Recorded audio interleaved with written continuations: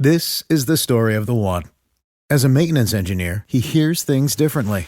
To the untrained ear, everything on his shop floor might sound fine, but he can hear gears grinding or a belt slipping. So he steps in to fix the problem at hand before it gets out of hand. And he knows Grainger's got the right product he needs to get the job done, which is music to his ears.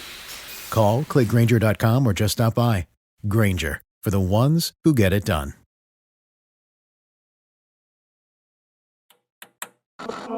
With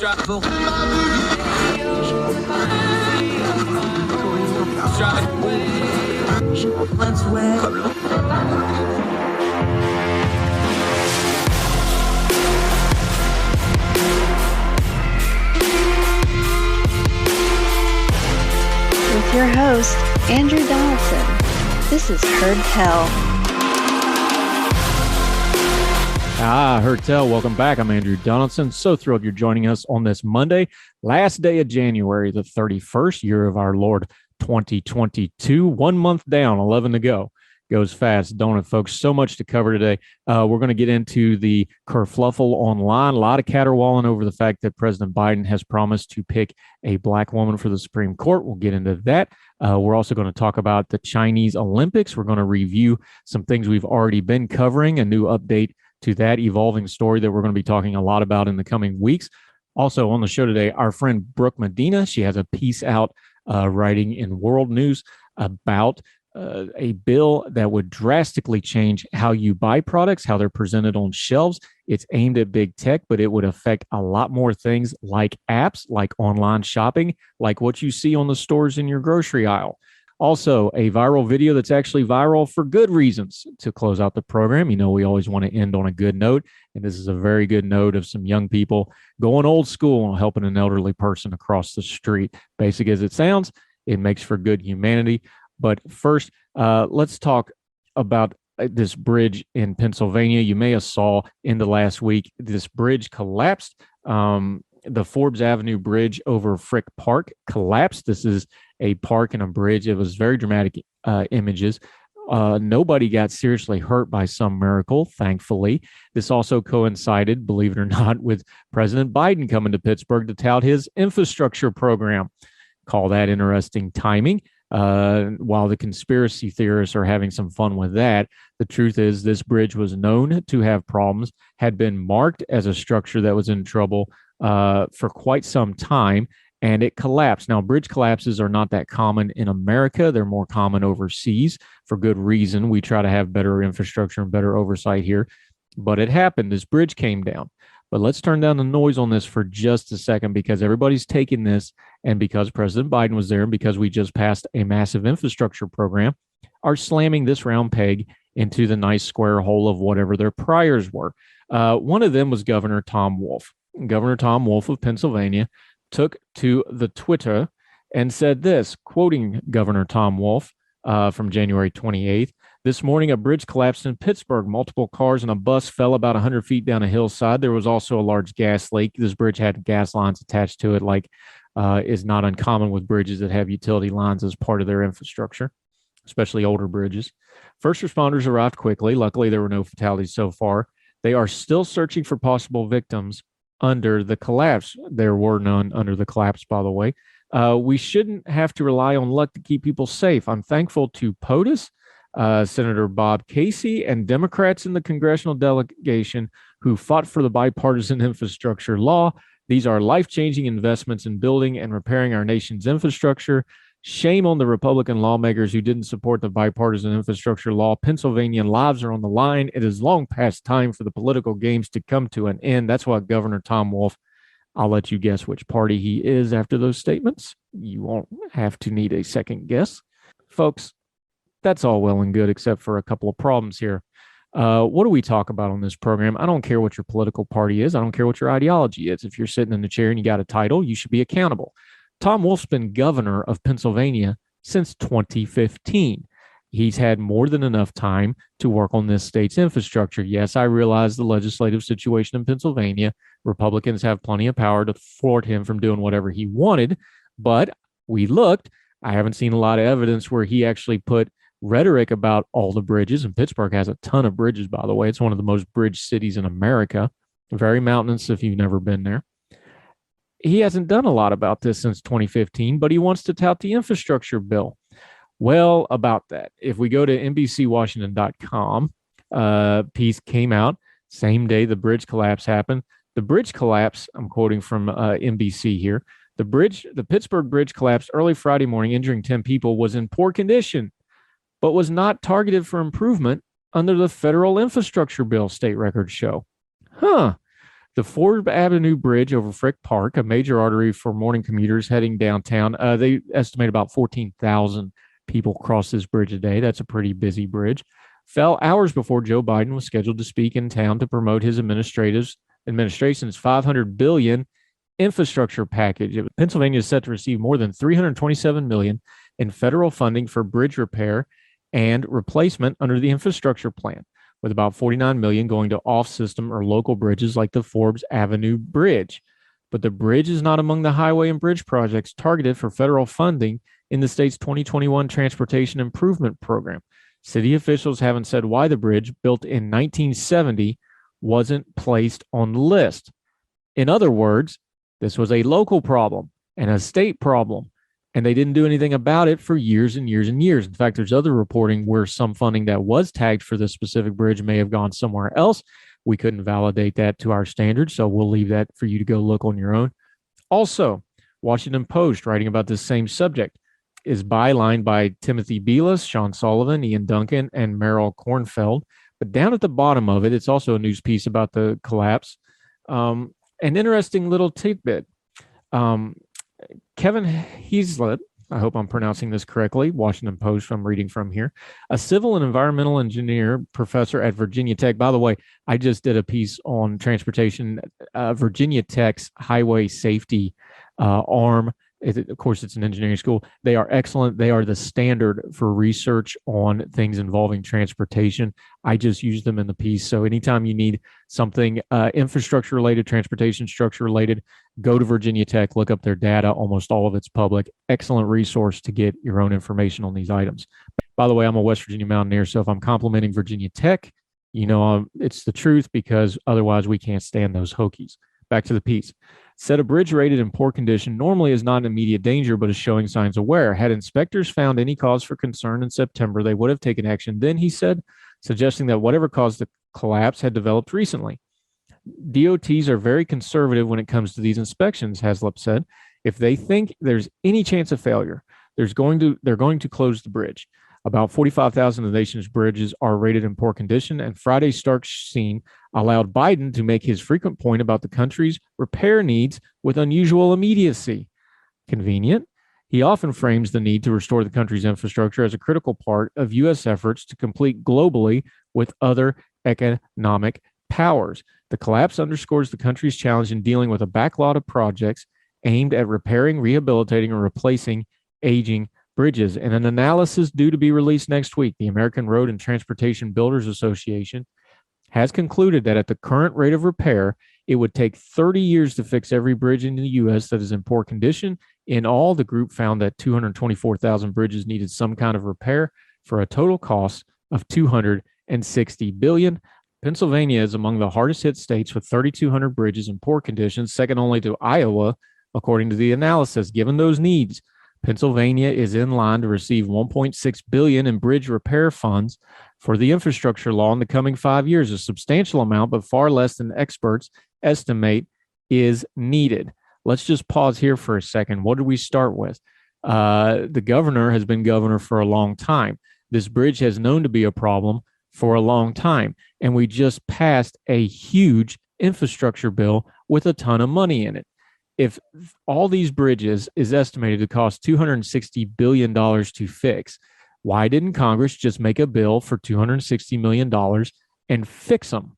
Now, the answer to that is obvious. The 260 figure is just from a study, not from the government, and there's other machinations. But a large part of this is when we have a big infrastructure bill, they put things like fixing bridges up front to get it passed, but in the actual text and in the actual spending of money, a lot of that money goes other places. They slide in things that are not infrastructure related.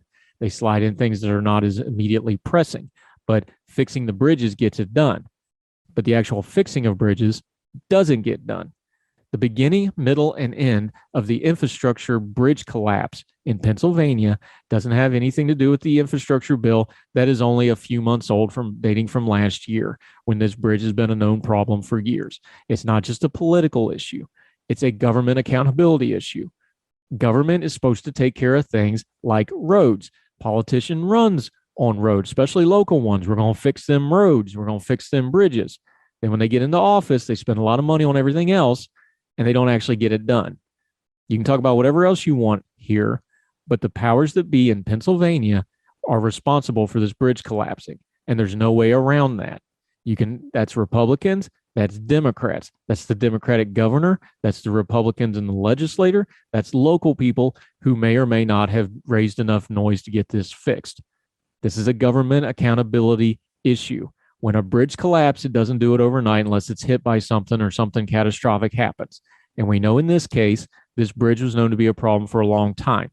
And every elected leader in the chain of political command in Pennsylvania should have to answer for it, regardless of their party, regardless of what they say they did.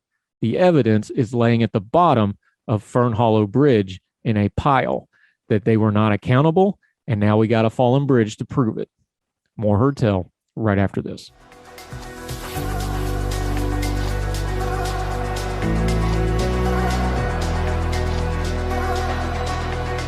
Welcome back to Heard Tell. I'm Andrew Donaldson. Thank you so much for joining us. However you're listening, whether you're doing day of or if you're listening to a past episode, thrilled to have you.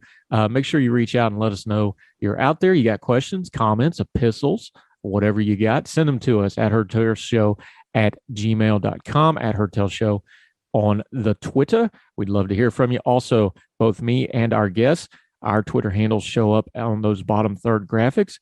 Make sure you reach out and support them, follow them, stay part of the discussion. That's what we want to do here on Heard Tell. Let's turn down the noise on this Supreme Court stuff right now. A lot of talk over the fact that President Biden has promised to nominate a black woman for the Supreme Court. Folks, there's a trap here, and I want all of us to avoid it because it does nothing about what's going to happen. The Supreme Court nominee is going to be a black woman unless President Biden reverses himself, which I doubt because it would end his political power whatsoever. The base would revolt. This is going to happen. This is not going to change the makeup of the court. This is going to be a liberal justice replaced by another liberal or progressive justice. This is all baked into the cake. This is going to happen. It's not going to be stopped, but we're going to talk about it for months on end. So keep your bearing on this because it's inevitable. It's going to happen. So be careful how much emotional capital you invest or how much bandwidth you burn on something that's just going to happen.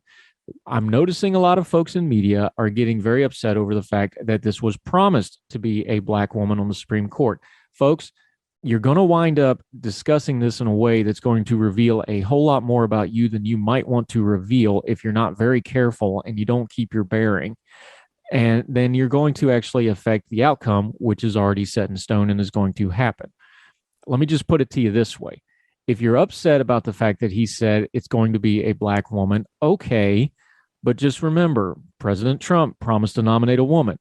President Reagan promised to nominate a woman. By the way, if you're very online, he did it wearing a tan suit, for what it's worth. Rattle that one around in your head.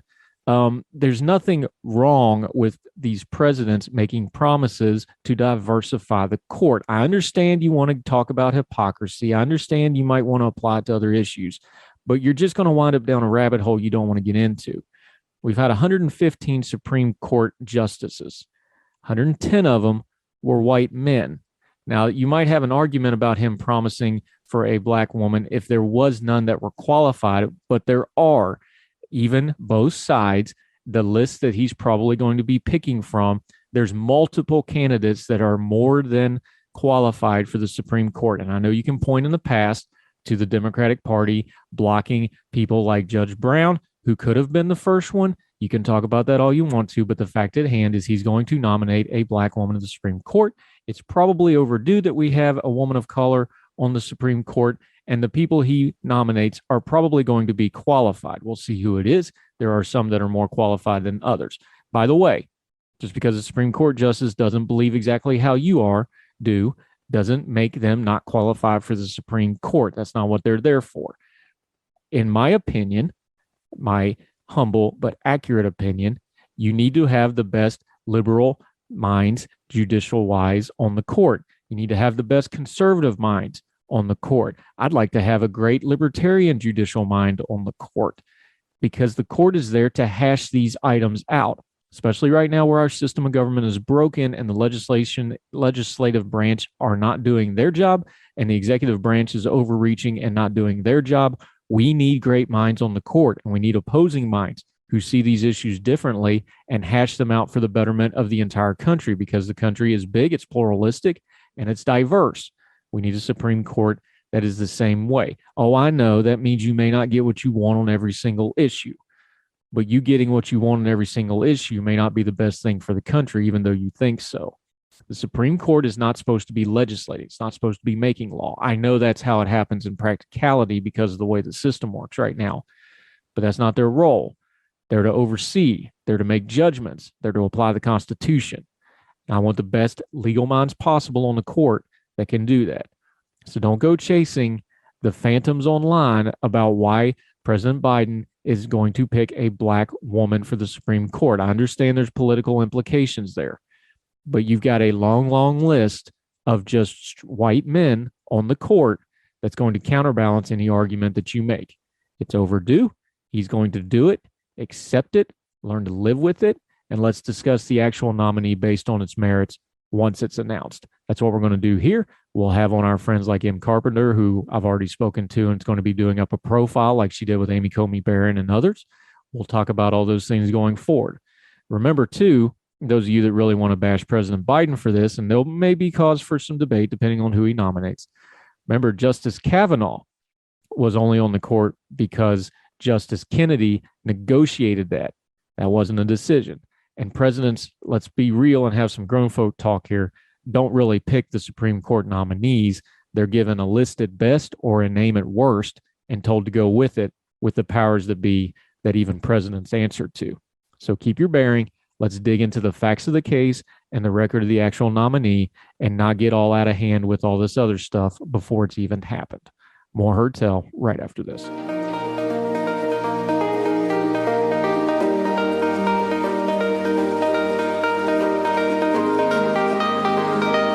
Welcome back to Heard Tell. I'm thrilled about this one because it's been a minute since I've gotten to talk to her, although she's been a friend for a long time. She's the Vice President of Communications for the John Locke Foundation, but she's also a writer in her own right, published all over the place. Brooke Molina, how are you, my friend? Hey, I am so glad to be on here, and thank you for having me. Yeah, we haven't got to actually do a podcast, and I went and looked. I was curious. It's been almost a year and a half since we did a podcast together. So, wow, far too long. Far too long. Which is why this one's going to be 5 hours. Did you tell your listeners that yet? We're making up for lost time. Poor TK, our radio producer, just fainted because he's going to think I'm going to blow my total runtime. All right. You were writing over at World. That's wng.org.com, World News. Stop me if you heard this one before. There's a bad bill floating around out there. This particular one's called the American Innovation and Choice Online Act. Well, that sounds good. How can anybody be against innovation and choice online? But as we have learned with these kind of machinations, the title does not fully give you the sense of what's actually going on here, does it? Not at all. It's such a misnomer. And I mean, I've got to give it to Congress and these senators, they're marketing people or something. They're good at what they do, right? They can cloak these bills that are really pretty darn nefarious in some fanciful language and hope the American people can stomach it. But this particular bill is anything other than innovative or choice centric. Actually, it does the exact opposite, which it boggles my mind that they could actually advocate for this bill with a straight face, because it limits consumer choices. And I know we'll get into some of the mechanics of how it does that, but it also stifles innovation. Now, I'm one of those gluttons for punishment that you did the one thing I always want writers to do. You actually linked to the text of the bill itself, which not enough people do. So thank you for that. So I went and read this thing. And the first thing that jumped out at me was the masthead on this, because all bills at the top, they say in the Senate or in the House if they come out of the House, and they have the sponsors. And I was looking at the sponsor list on this bill, and it really jumped out at me because the big ticket items on there was Amy Klobuchar and Chuck Grassley, senators respectively. But look at the other names on here. It's Dick Durbin, Lindsey Graham, Blumenthal, Kennedy from Louisiana, Cory Booker, Loomis, Hirano, Warner, Hawley, Dane. These are people that would not go in a room together, but somehow they wound up on this bill together. Did that not strike you right off the top that this seems like an odd mix of people sponsoring this bill? On its face, it looks like that. If you were thinking in terms of, I would say, the typical political paradigm of D's and R's. This, though, if you look at it through more of an ideological paradigm between limited government folks and populists, you can see that this makes a lot more sense when you are looking at it through a lens of, okay, well, which members of Congress in the Senate in particular, irrespective of their political affiliation, appeal to that more populist sentiment in the United States that we've been grappling with for several years now. And in that case, of course, it's no surprise then to see a Warren and a Hawley on this list of senators that have endorsed it. Yeah, because Hawley and, he's kind of been Mr. Populous among other issues that he's had lately. But then you have some kind of traditional center-left kind of liberal senators on there with him. This may be part of a bigger conversation for later, but what is it about the populist right where they're finding some common cause with big government in things like regulating the internet, regulating commerce, and frankly, let's just call it what it is, regulating things they don't like? Yeah, that's exactly what it is. And it's certainly dangerous because it stands to really impede innovation. But beyond that, the policy is about people.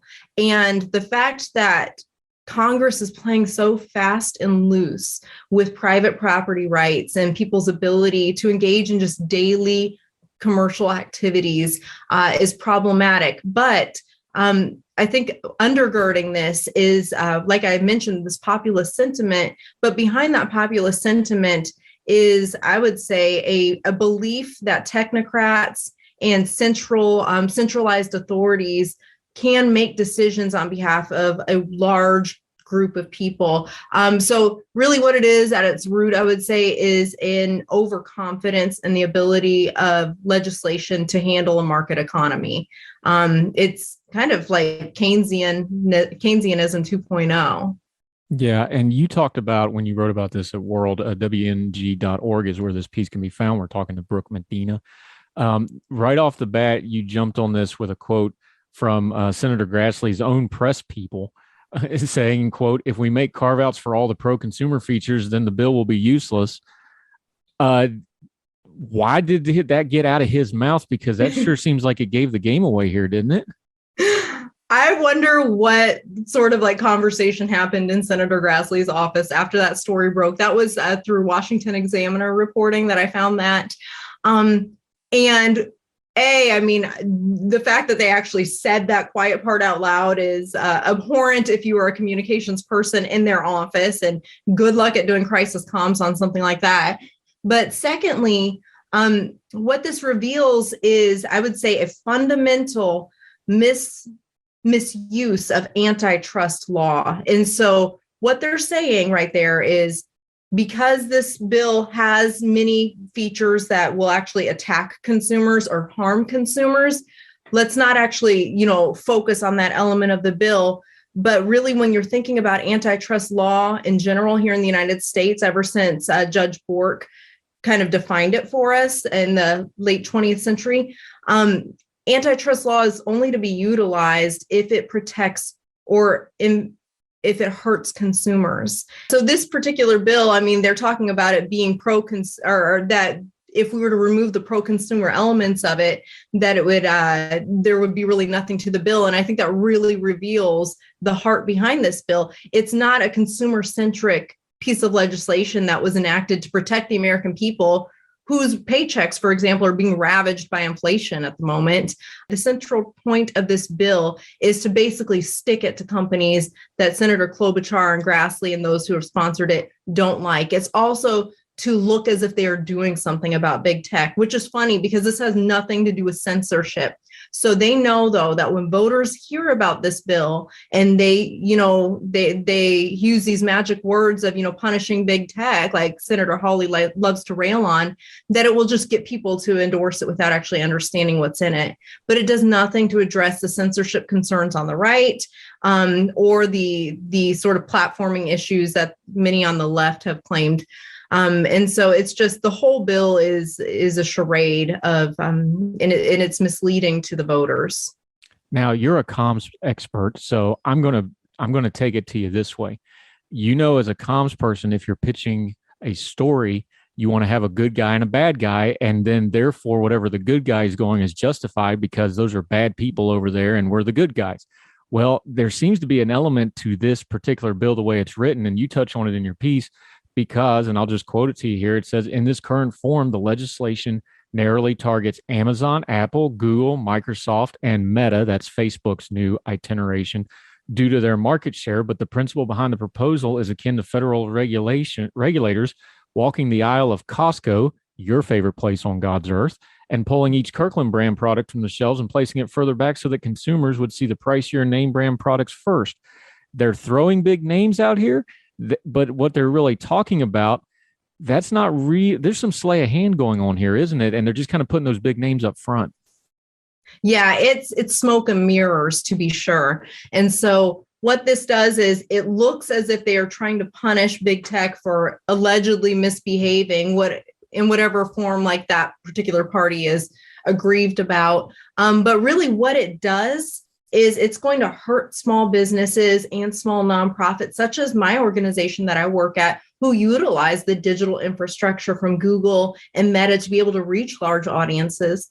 And it's also going to hurt everyday American consumers, because this would essentially mean that Amazon Prime, Amazon Basics, like these sorts of things cannot be put forth before the consumer as a good alternative to that pricier product they were about to add to their cart.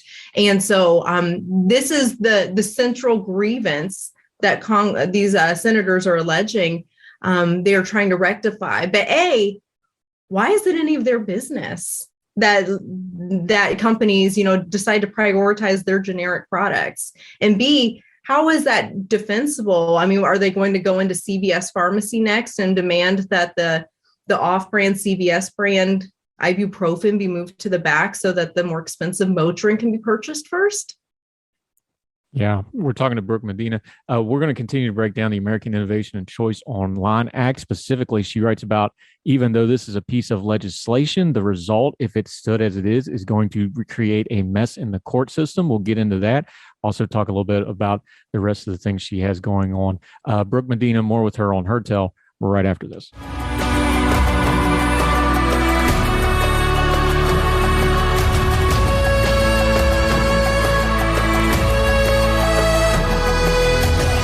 Welcome back to Her Tell. We're continuing to talk to Brooke Molina. She's got a piece out at World News, WNG.org, about this new American Innovation and Choice Online Act. Okay, so normally with this legislation, we talk about the devil being in the details. One of the reasons at Ordinary Times and other places, we always post the source documents. I already told you I appreciate you linking to the actual legislation. I wish all news items and opinion pieces did that. You should, looking at y'all that don't do that. But this kind of legislation actually has the opposite problem, because it has a lot of buzzwords. It has a lot of Google, Microsoft bad. There's a lot of vague language when you actually get into the legalities of this, and that has real world consequences if you pass vague language legislation, don't you?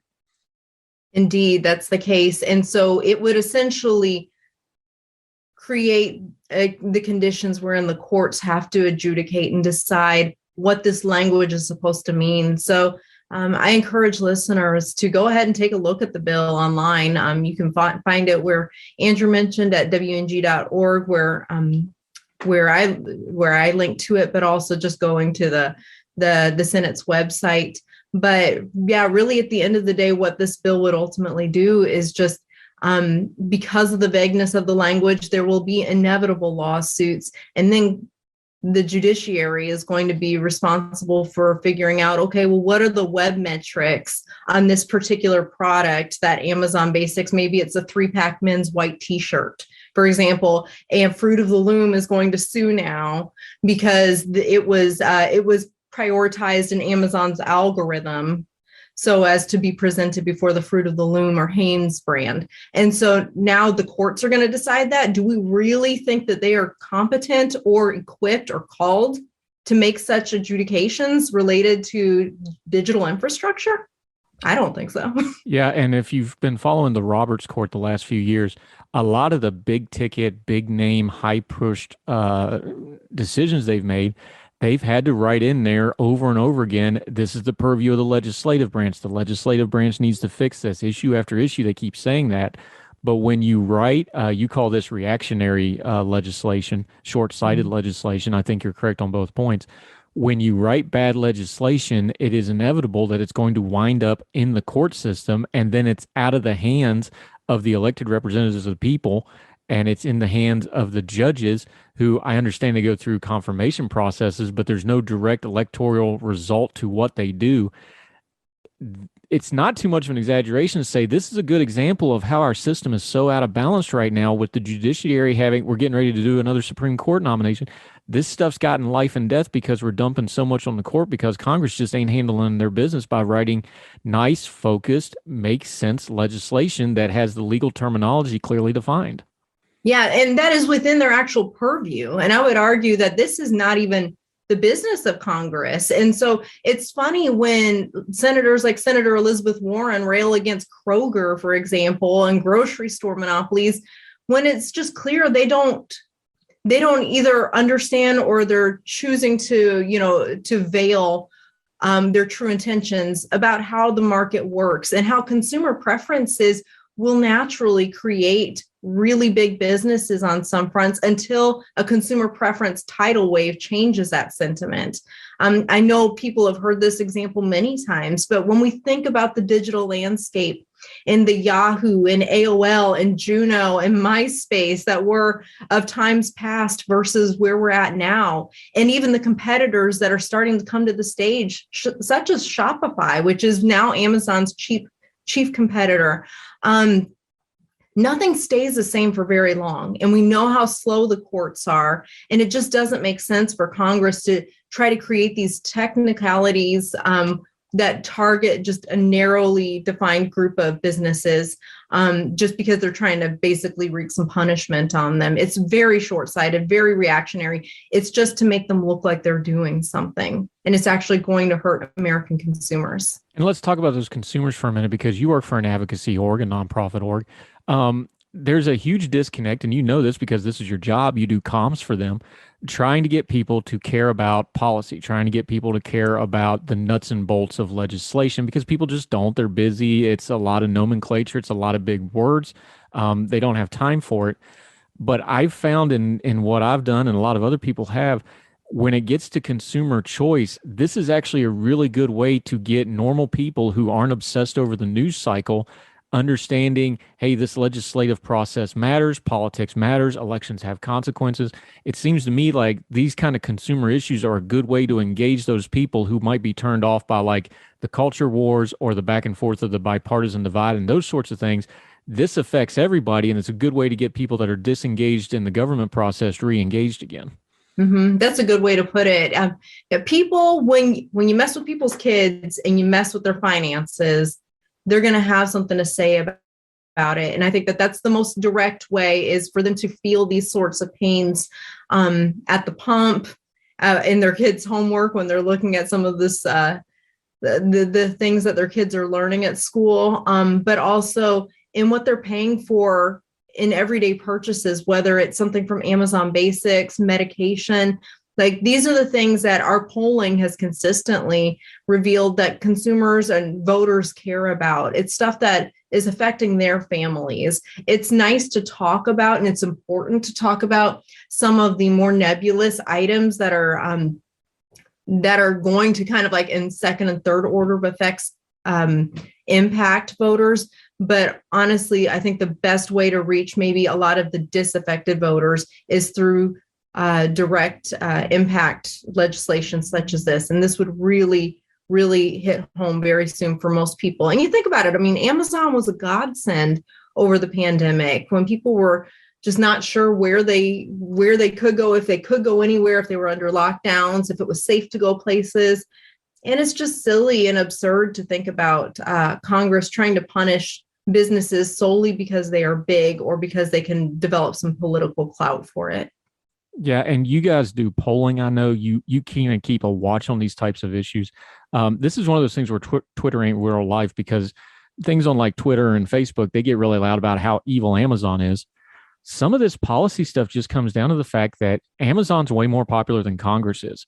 And Yes. is it sometimes we just lose in our politics? We get so wrapped up in kind of the horse race and that part of the politics, we forget things like, hey, there's a third of the country that doesn't even vote most elections, and they love Amazon way more than they like politics.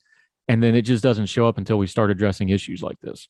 Yeah, well, it's funny because there is a temptation for people that are in my world, and I sure know it's a temptation for myself, where if I look at what's happening and being said on Twitter, I think that that's somehow an accurate reflection of the American people at large, and it simply is not. People care about what is actually happening in their communities, not what some wonky person said, in some far off place in a very, very long white paper. And so what we need to remember is, to keep our fingers on the pulse of what everyday Americans and voters are thinking about these issues. And like I said repeatedly, the polling indicates they care about what's happening at their kitchen tables, in their children's classrooms, at the pump, at the grocery store, and in their communities. And so I don't know. I mean, these senators, they're promising a lot with this sort of legislation. And I think they're going to dig their own graves politically on this front if they continue pushing it. Yeah, and it's amazing to me that this is a bipartisan thing. So once again, something you said earlier, things when we get to consumer choice and government regulation, we're going to have to retool our own brains on how, the political divide plays into that, because it's a lot more than just the nomenclature of the parties. Brooke Molina, great stuff with this. The piece is in WNG.org. That's World News. Encourage you to read it. Let folks know what you've got going on and where they can follow you on social media and what you got coming up next. Yeah, thank you. So actually here at the John Locke Foundation, which is a North Carolina state-based think tank and advocacy group, we have our Carolina Liberty Conference. So if you're in the Carolina area at all, if you go to lockclc.com, you can find more information about that. And so we're super excited to host a number of speakers, and I'm actually going to moderate a panel on technology and policy. So that's February 25th and 26th. So we would love for y'all to join us there. But also just go to johnlocke.org. You can see a lot of free market ideas that have been floated around at a state level, but also how it intersects with the federal level. So that's an excellent resource for you. And I would love to connect with you guys on Twitter. So I am at Brooke_Medina_. Yeah, she's a great follow. They do good work, and she's been a good friend for a couple of years. So it's good to reconnect with you, and we hope to make you a regular on the program, because you're doing exactly what we do: turn down the noise on the news cycle and get the good information. And this is great information that folks need. So thank you for your time today, man. Thank you for having me on. Appreciate you.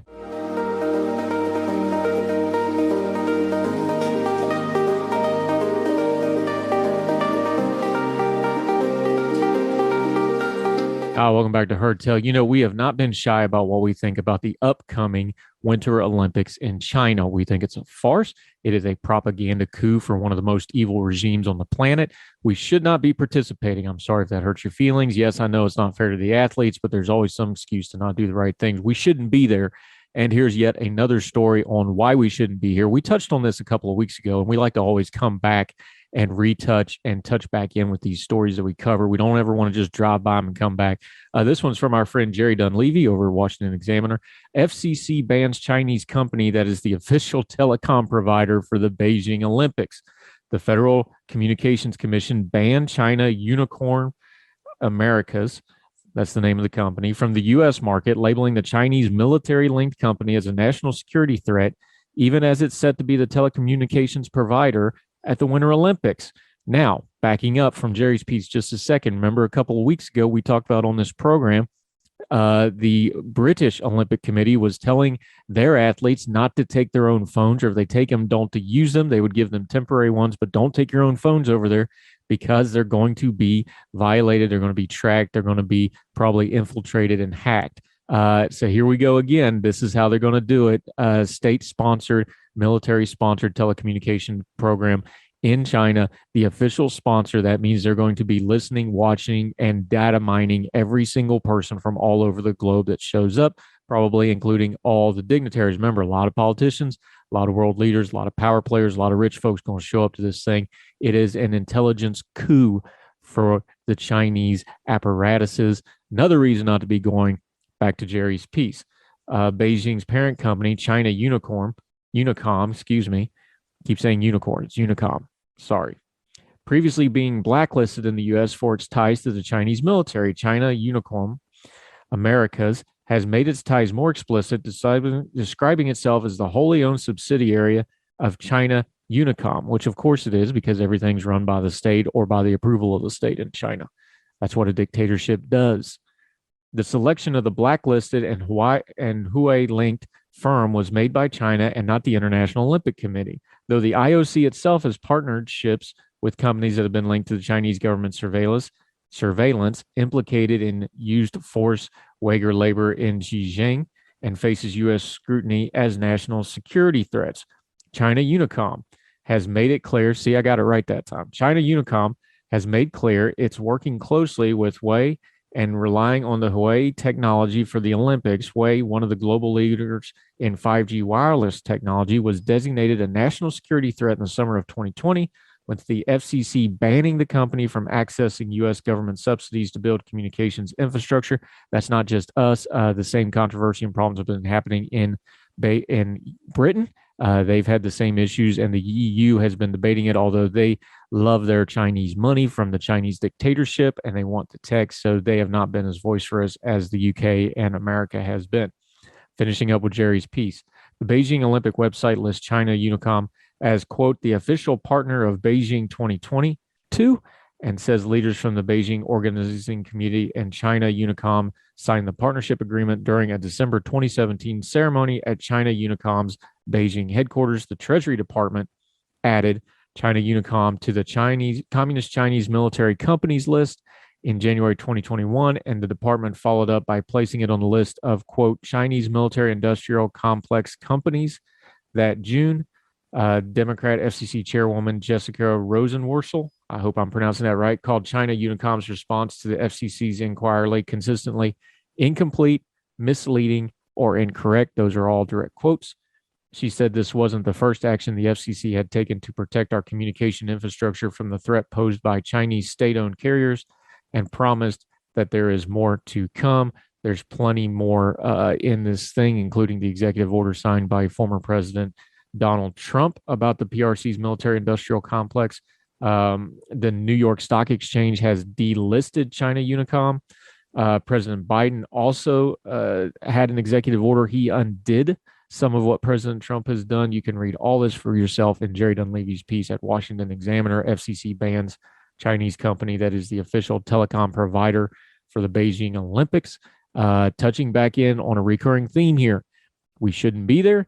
We are giving the Chinese Communist Party a gift by being there. We should boycott it. We're not going to. The diplomatic boycott is insufficient because they're still getting all the data mining. They're still getting all the pub. They're still getting all the propaganda that they want from this thing.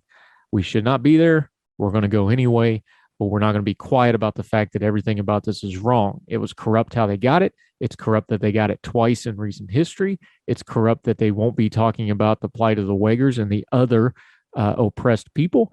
They're not going to talk about China's drastically bad human rights violation. They're not going to talk about how they're using predatory lending to take over places in Africa and other parts of the world. They're not going to talk about the threat they pose to the free nation of Taiwan, not part of China.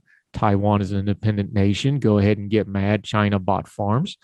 And the other various problems that come with the Chinese Communist Party being evil, wicked, and unaccountable to greater humanity for what they're doing to the Chinese people and anybody else under their realm of influence. So no, we're not going to shut up about it. More Heard Tell right after this.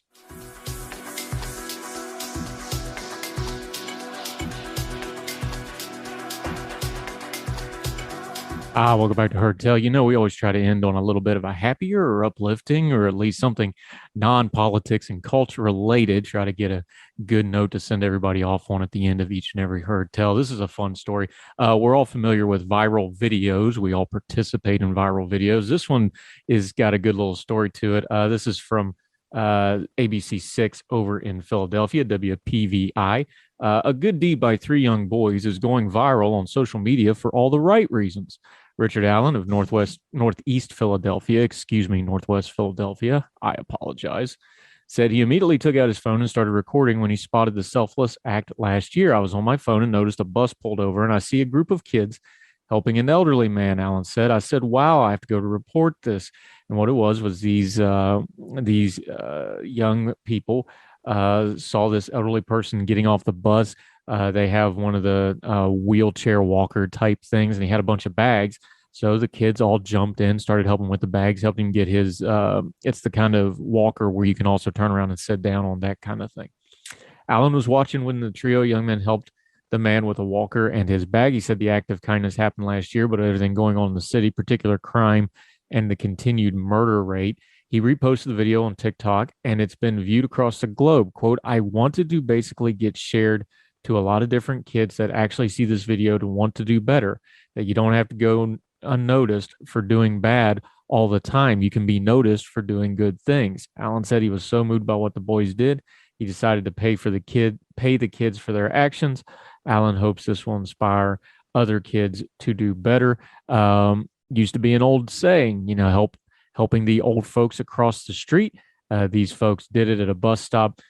If you watch the video, the way this is in the city. So the bus is actually not in the bus lane because there's a car in the way, and then it got videoed. So he actually is in the middle of the street trying to get off the bus.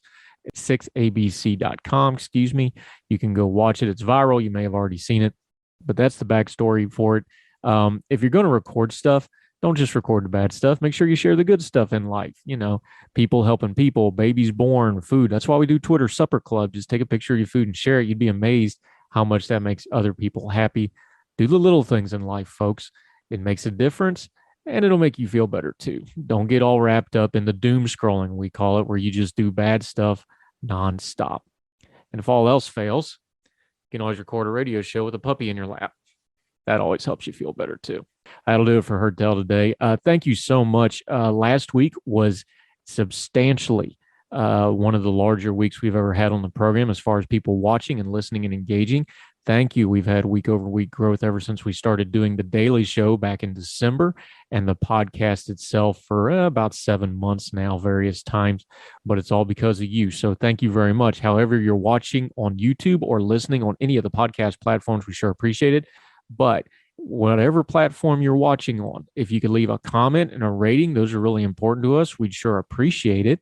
Do that for us. That lets other people know our little program is worth checking out. We're going to keep turning down the noise of the news cycle. No caterwauling on this program. We're going to talk, we're going to listen, we're going to discuss, because that's what's badly missing in our cultural and politic debate right now. So we're going to keep doing it. It's going to be a loud couple of months. We got Supreme Court justice to figure out. We got an election year coming up in November. Going to be a lot of noise. We're going to turn it down, get you to the information you need. So that'll do it for today. Wherever you and yours are, we hope you're well. We hope you're well fed. And we'll talk to you tomorrow on Heard Tell. All the music on Heard Tell is provided under a Creative Content license from monstercat.com. Somos la máquina.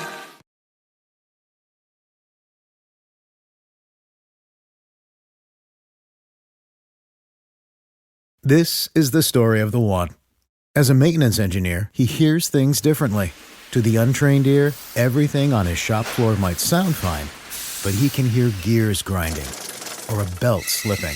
So he steps in to fix the problem at hand before it gets out of hand. And he knows Grainger's got the right product he needs to get the job done, which is music to his ears. Call, click Grainger.com, or just stop by. Grainger, for the ones who get it done.